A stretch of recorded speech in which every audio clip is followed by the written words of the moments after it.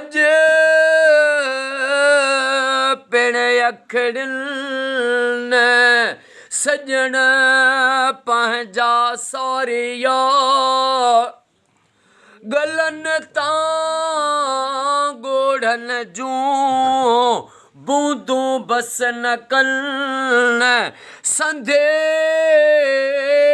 सिक पिरन लोक ॾिठे न लहे या अल्लाह या रहमान या रहीम करीम रब।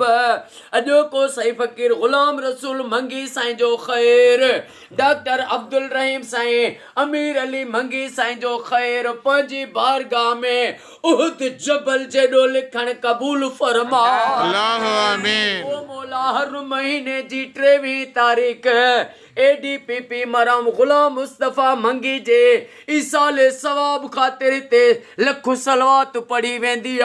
ओ मौला सलवात जे सदके ऐं अम्मा फ़ातिमा ज़हरा जे सदके साईं मरम ग़ुलाम मुस्तफ़ा मंगी साईं खे जन्नतुल फिरदौस में करीम आका जो पाड़ो कचहरी ऐं ग़ुलामी नसीब फरमा। ओ मौला साईं ग़ुलाम मुस्तफ़ा साईं जे पुटनि खे क़यामत ताईं आबाद फरमा। साईं ग़ुलाम रसूल साईं खे साईं जे बचड़नि खे साईं अब्दुल रहीम साईं जे बचड़नि खे ओ मौला नबी साईं जो वास्तो थी क़यामत ताईं आबाद फरमा। साईं वारनि जा सभई भाइर बचड़ा अमड़ियूं न्याणियूं क़यामत ताईं आबाद फरमा। हिननि जे रोज़ी रिज़्क़ में पोखुनि खजुनि में इज़त में बरकतूं अता फरमा। ओ मौला जेके भी मंगी हिन दुआ में वेठा आहिनि चौधरे ज़ैनब जो वास्तो थी सभिनी जा क़यामत ताईं वेड़ा वसंदा रहनि। मंगिल जे रोज़गारनि में गईबी बरकतूं ॾे क़ुर्बतूं ॾुख दूर फरमा। असां अॼु जेके भी दुआ में वेठा आहियूं असां सभिनी जो बेड़ो तार। साईं सुगड़ साईं साईं खुशदिल साईं ख़ैर मोहम्मद साईं बादशाह खे हाकिम अली साईं खे सेहत वॾी हयाती अता फरमा। साईं कामरेड शफीक साईं खे साईं मोहम्मद मुश्क साईं खे हिन जे बचड़नि खे नबी साईं जो वास्तो थी क़यामत ताईं आबाद फरमा। मौला जेके बीमार आहिनि उन्हनि खे शफ़ा अता फरमा। बे औलादनि खे औलाद अता फरमा। बेरोज़गारनि खे रोज़ी अता फरमा। जिते कर्ज़ आहिनि उन्हनि जा कर्ज़ मर्ज़ दूर फरमा।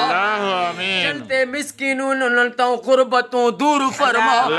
महबूब जी सारी उम्मत खे फ़िरके वारियत खां बचा।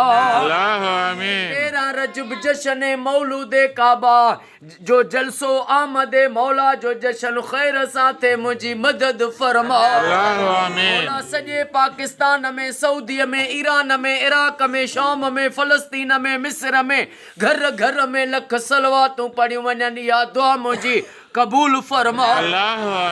अॼु जुमिले जेके भी हथ खयूं वेठा आहियूं असां सभिनी जो बेड़ो तार।